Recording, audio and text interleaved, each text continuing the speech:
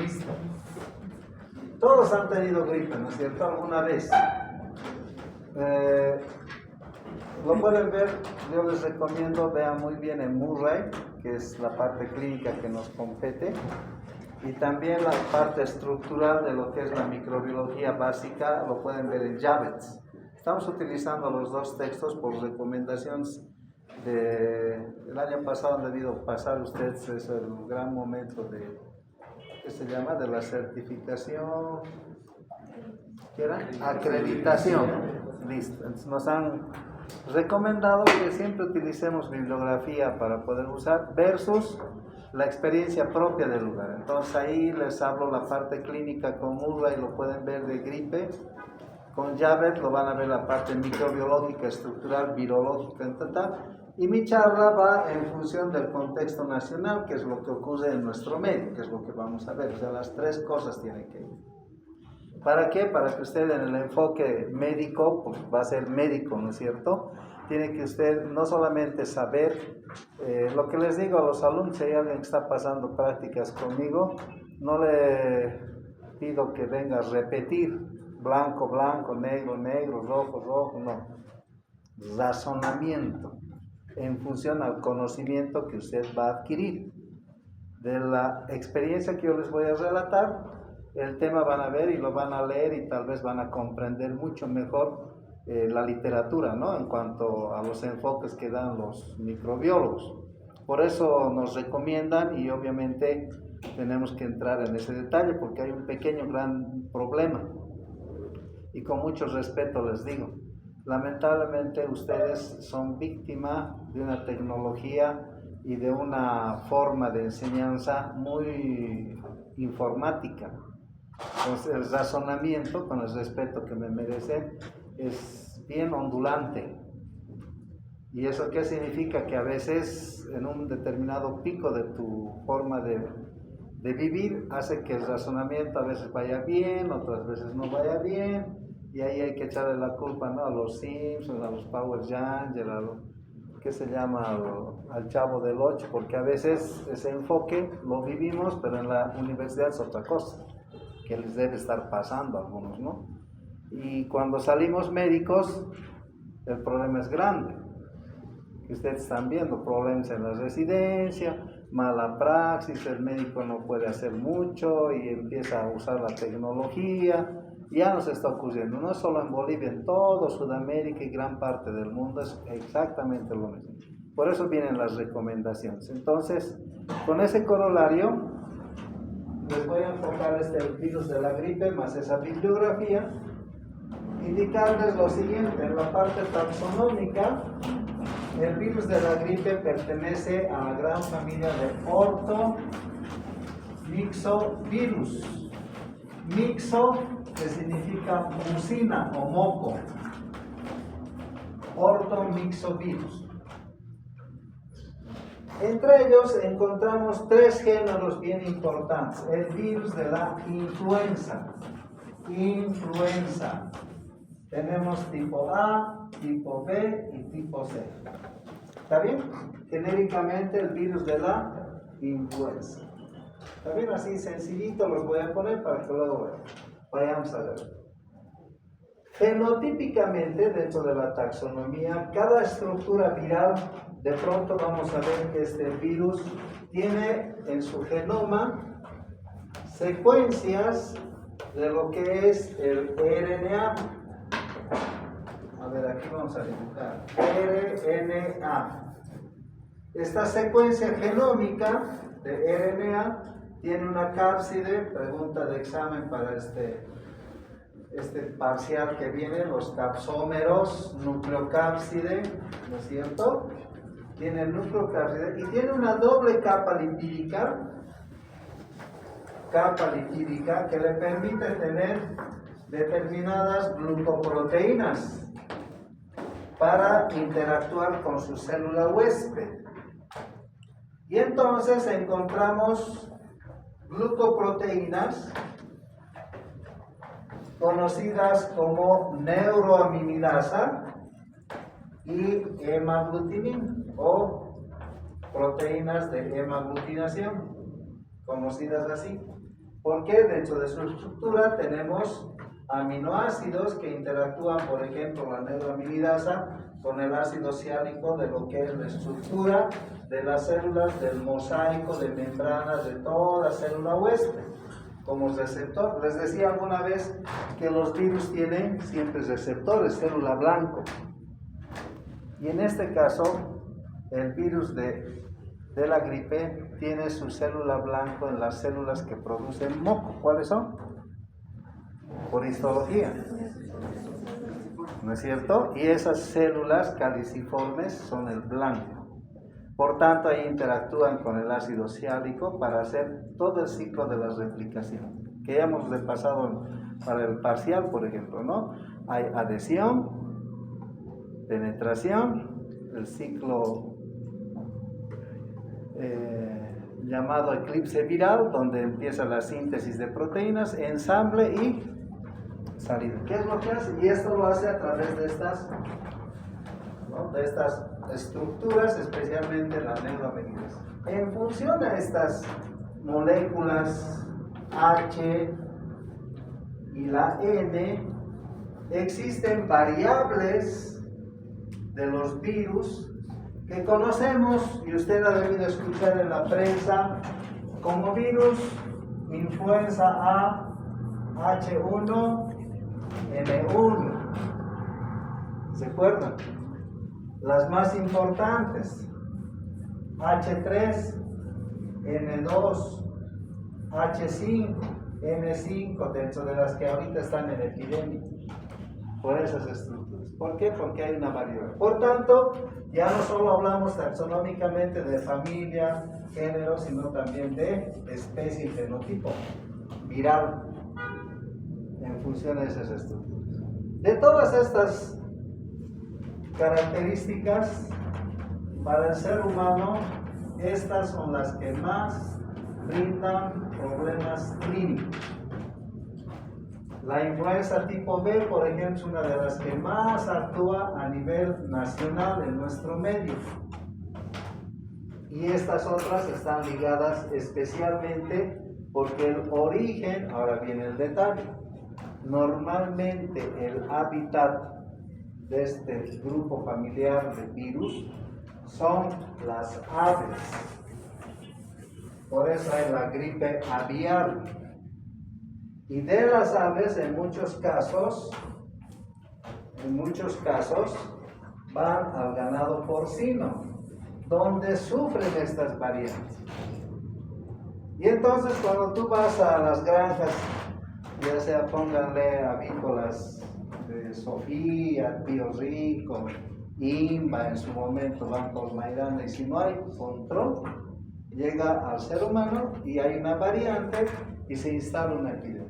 ¿Por qué? Porque además, dentro del ciclo de replicación, cuando estamos, en esta estructura del ser humano, pues se lleva consigo, como es RNA, se lleva consigo una parte del huésped, y entonces hay una nueva cepa que podría ser H1N7 o de pronto H2, ¿no?, N5, pónganle la variable que tengan, pero eso ya es un estudio de biología molecular.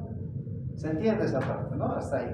Bueno, entonces estructuralmente ya conocen al virus, que es más fácil cuando ves, y las características y las variantes. Pero aquí viene la parte que nos compete a la epidemiología. Este virus, cuando cambia de variación, produce epidemias y pandemias. La última pandemia que vivió el mundo, y Bolivia en particular, fue el año 2009. 2009. ¿Se dan cuenta? El 2009 una pandemia particularmente con H1N1. Esa fue la variante que vimos.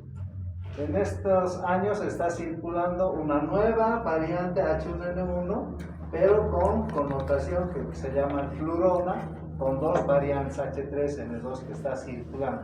De hecho, estos meses está circulando. ¿Por qué? Porque es más estacional con los cambios climáticos, especialmente el frío. ¿Por qué el frío? El frío inhibe el sistema del complemento. El complemento interactúa con el anticuerpo y el anticuerpo está controlando al virus. ¿no es cierto? ¿Quién controla? Ahí la IgM, IgA. Y entonces, como el complemento es inhibido por el frío, el anticuerpo no trabaja y los virus empiezan a replicarse, empiezas a tener gripe y se va. Imagínense si eso lleva a una granja o ganado porcino y puede haber una variante. Por eso se hace actualmente vigilancia genómica. Estoy hablando del concepto epidemiológico.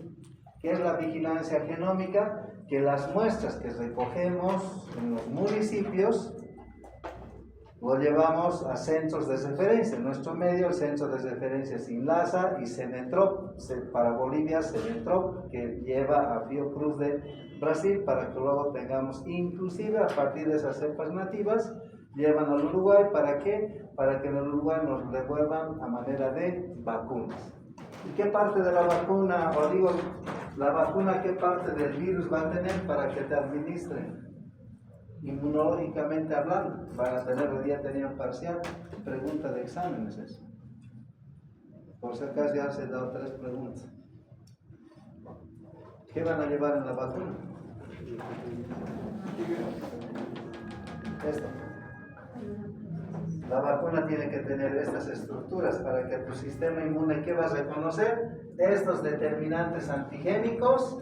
Por tanto, se va a formar un anticuerpo anti-hemaglutinina, anti-neuroamilidasa, anti-H1, H7, H1, todo lo que ustedes conocen. ¿Se da cuenta? ¿Quién va a producir eso? Una célula plasmocítica que ha recibido la información. Entonces, las vacunas nos devuelven del Uruguay, de San Marcos. Si todo va bien, en todo este mes de mayo, junio, invierno, hasta septiembre se cosechan mocos, hasta diciembre se lleva y en enero, febrero tendrían que estar volviendo en vacunas para que en marzo estén administrando. Esa es la secuencia epidemiológica. Pero a veces no ocurre, ¿no? Porque a veces a la ministra le cambian, al amigo lo han cambiado de centro, hay nuevos municipios, de pronto no le gusta a alguien, hay problema, terror político y no se cumplen. Por eso hay problemas en el país, no hay vacunas, no llegan a tiempo, porque esa vacuna que no te cuesta nada a nosotros, pero al Estado sí, porque el Estado paga. Para que se haga toda esa secuencia que es muy bonita en el libro, pero en papeles y en billetes no. Ya ves, como no se paga, todo se ha ido al fondo indígena, se muere la situación. Eso no te va a decir Murras, llaves, yo te lo estoy diciendo, ¿no? En llaves no vas a encontrar eso. Epidemiología. Método y modo de transmisión. La transmisión normalmente de este género viral es a través de vía aérea. El hábitat natural estornuda, el ganado puede invertirlo y recibe el ganadero y por supuesto a través del estornudo se va transmitiendo a través de las gotitas de moco. El tiempo de incubación normalmente es entre 3 a 10 días, tiempo en el que esta célula, haciendo una curva, ingresa el virus y en los primeros 3 a 10 días se produce todo este ciclo de replicación viral, de tal manera que es el tiempo de incubación hasta que se presenten los síntomas. Tiempo de incubación 3 a 10 días, dependiendo del estado inmunológico del paciente, menos días, más días hasta el 14, donde recién empiezan a aparecer los primeros síntomas de la gripe. Algunos el tercer día será, otros será. En nuestro medio normalmente es 7 días a 10 días. Para entonces a veces te has olvidado que has ido al concierto de Los Ángeles Azules, que has ido por Mayasa, o que de pronto te chocaste en la feria con alguien que respiró, ¿no es cierto? 3 a 7 días. Ahí Murray también te da el mismo rango. Ya. Bueno, tiempo de incubación. Transmisión a través de la tos, otitis. Es bien fácil, ¿no es cierto? ¿Cuál será el primer síntoma? El organismo se defiende con alza térmica, va a tratar de eliminar. Por tanto, la fiebre está con películas de entre 3.7 o 37.8 a 38.5 alza. ¿Qué más va a existir? Malestar general. ¿Por qué? Porque el organismo trata de defenderse. Esos son los primeros síntomas. ¿no? Y empieza a existir aumento de presión porque intenta botar el organismo esos virus, esas toxinas, y lo primero que hace es subir la presión, hay alza térmica, alza de la presión, pero esto miren, la presión sube y bueno, en la piel hace esto, pero aquí ya no hace eso, por tanto hay dolor de cabeza, cefalea, choca las arterias contra la estructura ósea y el periósteo es inervado, para eso has aprendido anatomía, llega y te va a doler la cabeza. ¿El dolor de cabeza dónde será? ¿Aquí, aquí o atrás? ¿Qué? No, si es aquí te está saliendo cuernos, no pasa nada. ¿Acaso las arterias golpean un solo lado? Todo, holocraneano. ¿Por qué estoy mencionando esto? Porque tenemos que aprender a razonar. ¿Está bien? Hay cefaleas holocraneanas, infección. Nunca tienes que olvidarte eso. Si es una cefalea localizada, bueno, eso van a aprender en psicología o en semiología, ¿no? Aquí atrás es tensional por las tensiones que uno tiene. Infidelidad, deudas, ¿no? Aquí en la frente, pues con los senos paranasales, más relacionado. Siempre las infecciones tienen una cefalea holocraneana, dolor de cabeza integral. Nunca tienes que olvidarte eso.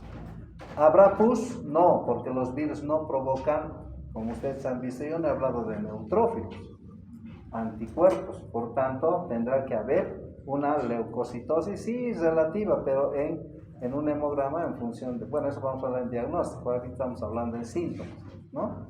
Cefalea, ¿qué más tendrá que existir? Sinorrea. Y muchos autores, y van a ver en Murray también, aunque ya está más descrito, generalmente por ser mucin el moco y esto de la influenza, tienen dos connotaciones incluso de la época medieval. Como ustedes han visto, ya estamos entrando en invierno, y en invierno normalmente no hay nubes, y hay la influencia de las estrellas que provocaban esta enfermedad en el hemisferio norte, por eso se llama influenza. Y la gripe porque sale el moco como grifo. No hay quien le pare, sale a por botones. Ese es uno de los síntomas que usted tiene que ver. Rinorrea, ¿no? Mucina acantha. ¿Está bien? Como signo y síntomas de lo que viene. ¿Qué más presenta una gripe? Dependiendo de las características de la persona. Si tiene además ingreso, invasión al pulmón, puede existir una viremia. Si ingresa al pulmón, normalmente es aquí, pero a veces el virus ingresa al pulmón y puede instalarse una neumonía. Y al presentarse una neumonía, la fiebre es mucho más, por tanto hay una viremia, y entonces existirá dolor articular, muscular. ¿Por qué? Porque los virus se diseminan a todo el organismo. Pero eso es cuando ya está entrando la segunda etapa. El otro motivo de la sintomatología es la comorbilidad. ¿Qué es comorbilidad? Que el paciente tenga otras patologías. Eso significa que sea obeso, o sea síndrome metabólico, diabetes, puede que el paciente tiene fiebre reumática, artritis, otras patologías. ¿Se da cuenta? Entonces, sumado a esa enfermedad, presión alta, nefropatía, pues se duplican los signos y síntomas, hay mayor malestar. Otro detalle, dependiendo del grupo etario, no es lo mismo la gripe por ortomixovirus en un recién nacido, lactante mayor, lactante menor, niño, escolar, adolescente, prepuber, la edad de ustedes y la edad mía de tercera edad, no es lo mismo. Por tanto, en un niño lactante, ¿qué va a existir? Irritabilidad. En menores de 2 años, irritabilidad. El paciente está fatigoso, como llaman, inquieto. Ellos no van a toser, no te van a decir mamá me duele. A los 2 años hablan ya, creo que ahora ya hablan, pero por internet, ¿no? Pero no te dicen eso. Imagínate si es recién nacido, lactante menor. Entonces la irritabilidad, está inquieto, obviamente hay alza térmica, el paciente está con alza térmica, sienten, la mamá, el papá lo va a sentir, y después el resto de los signos y síntomas es parecido hasta nuestra edad, y de la tercera edad se suman las comorbilidades. Entonces, en un paciente no va a haber tanto al inicio las comorbilidades, sí en las personas de la tercera edad. ¿Está bien? A ver, ¿qué más podemos hablar? Signos y síntomas. Diagnóstico. El diagnóstico de este virus, de la gripe, es clínico y laboratorial. Clínico y laboratorial. Decimos clínico, ¿por qué? Porque tenemos que ver todos los signos y síntomas relacionados con esta enfermedad del virus, que es la que causa, ¿no es cierto? Tendrá que existir rinorrea, alza térmica, irritabilidad, dependiendo del virus. Y el diagnóstico de laboratorio se restringe particularmente en determinar la presencia de este virus o anticuerpos. ¿Qué tengo que hacer? En un laboratorio solicito, ¿qué voy a observar? Proceso agudo. Determinación de IgM, ¿para quién? Para el virus de la influenza tipo A. ¿Está bien? Si el paciente ya pasó la enfermedad, pediré inmunoglobulina G para el virus de la influenza tipo A o tipo B, entonces me van a determinar si existen o no anticuerpos. Actualmente lo que más se está haciendo es determinar, a ver, lo vamos a poner por aquí, la prueba del PCR, reacción en cadena de la polimerasa. ¿Qué quiere decir? Que en un taco, al igual que para test de embarazo, ¿no es cierto?, determinamos la presencia de los mismos anticuerpos en tiempo real, inclusive con algunos otros equipos de amplificación para determinar las características estructurales del virus. Eso ya es biología molecular. Y entonces, en función a esto, determinamos la presencia confirmada, ya sea del virus tipo A, tipo B o tipo C. El de tipo C es más de otros animales domésticos, el B es el que más a veces se interrelaciona en nuestro medio, pero el A es el que causa las epidemias que les he mencionado. Entonces hacemos ese tipo de pruebas de inmunodiagnóstico, la determinación de anticuerpos IgG, IgM, algunos otros autores buscan laboratorios IgA en mucosas, famoso hisopado que han visto de la pandemia, es el mismo material, solo que buscamos anticuerpos o mediante el PCR. Y actualmente se está haciendo el NAT, que es la determinación genómica en función a buscar los genes de cada uno de estos, la epidemiología genómica buscando ácidos nucleicos, netamente, que es ya de biotecnología. ¿Está bien? ¿Cómo hacemos la prevención y profilaxis? Prevención y profilaxis. La prevención y profilaxis, lo que me están viendo, usar barbijo, lavado de manos, aislamiento en los primeros días al paciente, ¿no? Que es aislamiento que por lo menos 2 o 3 días esté fuera del contacto, del contexto de la comunidad para poder controlar mejor la enfermedad y evitar los contagios. Y el uso de vacunas. ¿Está bien? Uso de vacunas. Y las vacunas pueden ser dependiendo de la cepa y la actividad viral nativa que existe en la región, porque no es lo mismo en Brasil, Argentina, Ecuador, Colombia, Perú, no es lo mismo en Bolivia, ni en Japón, ni en Estados Unidos. Tienen la recomendación de la Organización Mundial de la Salud, OPS, y nosotros también pedimos que sea siempre con vacunas nativas.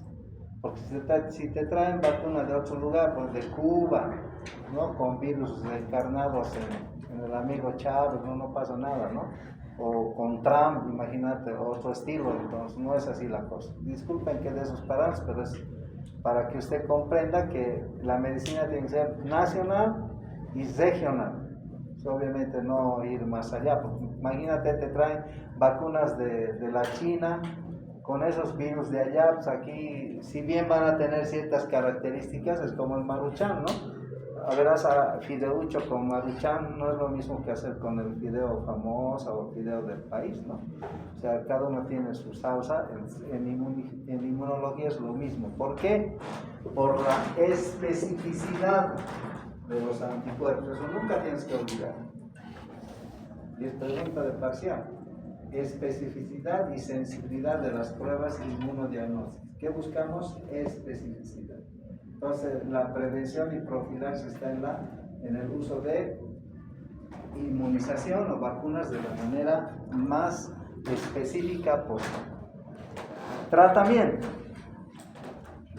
El tratamiento para todo virus, hasta en este instante, nunca olviden, no existe un tratamiento específico para ningún virus, y en este en particular tampoco. No hay tratamiento. Así como decimos, con esto yo elimino el virus. No. Lo que sí existen formas de controlar en los virus. Y uno de ellos es, por ejemplo, con la neuroamilidasa se utiliza el oseltamivir, que interactúa cortando esta acción con el ácido ciálico. Y entonces la replicación viral se corta. Y cuando estamos el virus en un eclipse viral en el desastre, el virus no te hace nada. Pues lo que se hace es con el oseltamivir, es eso. Existe otro, famoso Tamiflu, ¿han escuchado alguna vez para la gripe? Han debido escuchar. En esa época, en la pandemia, hemos utilizado, quien les habla incluso se ha ido a sedes a buscar eso porque había mucha gente que estaba muriendo, y poníamos el Tamiflu, a los bebés les teníamos que dar de las cápsulas, diluir y darles 0,5 ml a los bebés, o porque se morían, ¿no? Como en la pandemia que hemos pasado por el coronavirus, que es otro virus, en esa época se morían también por tener mucho moco ya también, ¿no? Imagínense, teníamos que hacer ese tipo de acciones. Vienen las cápsulas de 0,75 miligramos. Y aquí viene un pequeño detalle que les voy a comentar, acabo de recordar. Nombre comercial, Tamiflu. Nombre genérico, oseltamivir. Mecanismo de acción, ¿no? Sustitución del receptor del ácido ciálico, ácido salicílico también puede ser utilizado. Lo bloquea, no se replica. Listo. Resulta ser que la pandemia era tan grande a nivel mundial. ¿Dónde vienen a ser ustedes, no? ¿O han nacido ya? 2009. Sí. Debí tener, ¿qué edad? ¿5 años? ¿Cuántos años tenías? 4. 4 años. Estabas gateando. ¿No ven? Entonces sus papás, cuéntenles, lleguen a la casa, miren, a ver una pandemia, a ver qué opinan, ¿no? Pero yo les comento. Había ese producto, oseltamivir, y en todo el mundo, de pronto, la empresa que producía ese producto, Roche, a nivel mundial, oseltamivir ya no había. Y todo lo que había era guardado y expirado. Del 2009 y 2011, expirado. Y entonces, pero había almacenado para botar.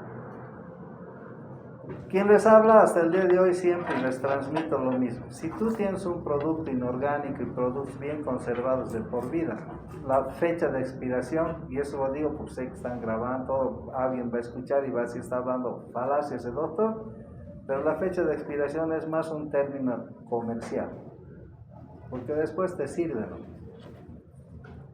Y entonces salió un enunciado, y lo pueden ver ustedes en internet, también está, el 2010, como el 2009 no había los medicamentos, la empresa sacó indicando que 4 años después, si está bien conservado, puede seguir utilizándose este producto.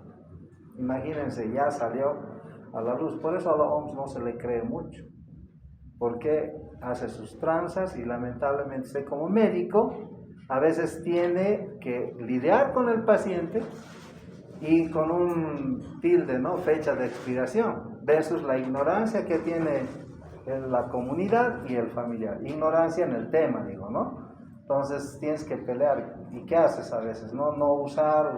Pero en ese entonces salió a nivel mundial y podíamos utilizar. A la fecha, quien les habla, todavía tengo oseltamivir de esa época, y a veces utilizo y funciona. Ahora no os digo con eso que todo lo expirado también tienen que usar, ¿no? Tienen que ver, el producto orgánico sí se expira. ¿La sal se expirará? la sal, cloruro de sodio. ¿Se expira o no? No me digan, no, no. ¿Sí o no? Cuando vienen bolsitas, sal iodada, sal, ¿se expira o no? No, pues si no el salar de Uyuni estaría expirado, ¿no? Listo. Hay otro virus, H3N2, y a veces para el virus de la influenza tipo B utilizamos la amantadina, que también actúa en la replicación viral. Y ustedes lo han debido consumir alguna vez. Han debido ir a la farmacia y compran antigripal cualquiera y hay hartos productos, ¿no? Y todos los productos tienen paracetamol, cefalea, un antihistamínico para evitar el estornudo, la tos, ¿no? Y tienen un antitusígeno, el ambroxol, pues, para no toser, y tienen clorfeniramina para descansar un poco. Y si es en el día, te lo ponen cafeína. Si es para dormir, lo quitan uno y listo. Y alguien que quiere vender más, te ponen vitamina C, porque necesitamos vitamina C. ¿Para qué? La vitamina C, no se olvide, si este es el anticuerpo, utiliza muy bien la fenilalanina en la parte media para que el complemento utilice. La vitamina C se convierte en el hígado en fenilalanina y ayuda bien al anticuerpo. Entonces te ponen también vitamina C, ese es el antigripal. Y hay empresas que tienen mucho más énfasis, te dicen qué virus es de la gripe, H3N2, allá, o es el tipo B, es la amantadina, te añaden la amantadina, viene como antifludez. A ver, lean, antifludez. Por eso cuando compras un antigripal, tienes que tú verificarlo con sensación, todos esos detalles, todos son al final, como verán, sintomáticos. El tratamiento del antigripal, ¿qué te está quitando? Fiebre, dolor de cabeza, malestar general y nada más. Nadie va con servicios, excepto estos productos que les hablo, porque es mi responsabilidad comentarlos como futuros médicos, siempre verificar la composición. Y ahí tienes la amantadina donde actúa, el oseltamivir donde actúa, nombres comercial, Tamiflu y antifludez, de los que más existe en nuestro medio. En algún otro producto también existe, a ver,